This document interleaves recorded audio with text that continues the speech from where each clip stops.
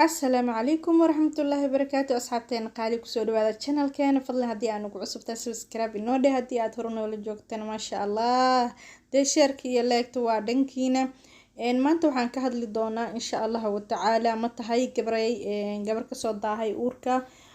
الله يا بحشي أولاده لكن سي وحول بوحالو بهاي هاي ددال إنا ميل إسكفريسة معها مر والبن الله سبحانه وتعالى وإنا تكوكل سوناتو الله قدر كيسنا عاد آمنته مركا ما أنت وحا إنه وضع إن شاء الله تعالى نظيفينتا رحمك أيو محيهي تو دكحانتا أو ضعيفك أيو نشاط كدقيا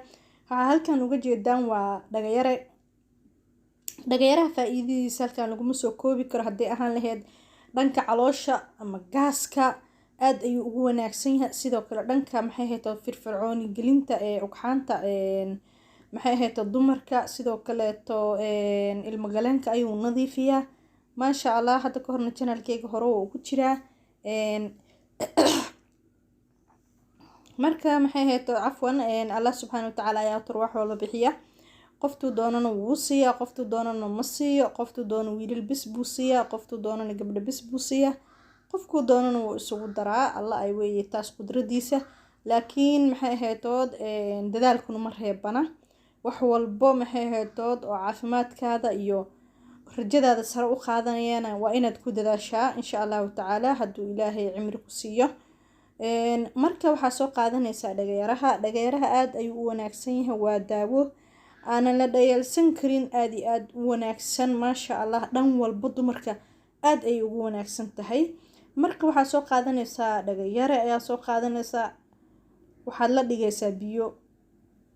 ina karkariso waxa ka wanaagsan ina biyaha la dhigto biyo ayaa la dhigaysaa habeenkii oo kaleeto weel ayaa ku shubanaysaa qaado waxa ku darsanaysaa dhagayare ah meel ayaa iska dhiganaysaa subax markaa soo kacdo asigoo saa u gudubtay oo shaah camad noqday ayaad maxay hayto cabaysaa insha Allah ta'ala maalinka 2 jeer ayaad ka cabaysaa aad ayuu ku firfircooni gelinayaa dhanka ugxaansidayaasha dhagayaraha ma sha Allah lama dhayalsan karo aad ayuu wanaagsan yahay hadaa gaas qabtan ama calool fadhi hadaa qabtan aad iyo aad ayuu kaaga saacidayaa dhankaasi dhanka kaleetan waxa weeye ugxaanta ayuu nashaad ka dhigayaa oo ugxaanta fariisato caajistay ama soo bixi weysay oo kaleeto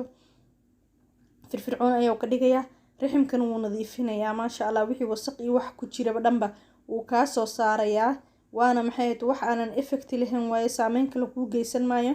maxay haytood waana wax iska dabiici ah waa geedo ama dhir weeye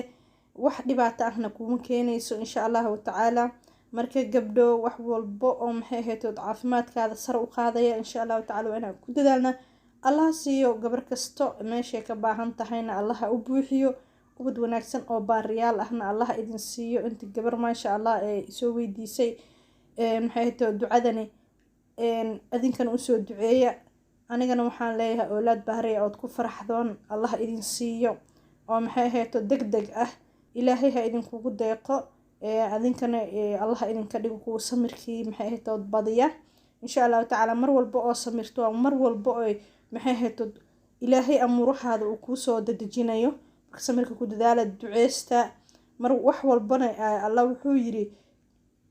qofkii baryo anigu waan siiyaa marka Allah baryadiisana hala badiyo iskuna dadaala maxay haytood ma sha Allah soo dhawaada ayaa idin leeyahay qof kastana meesha uu ka baahan yahay Allah u buuxiyo insha Allah ta'ala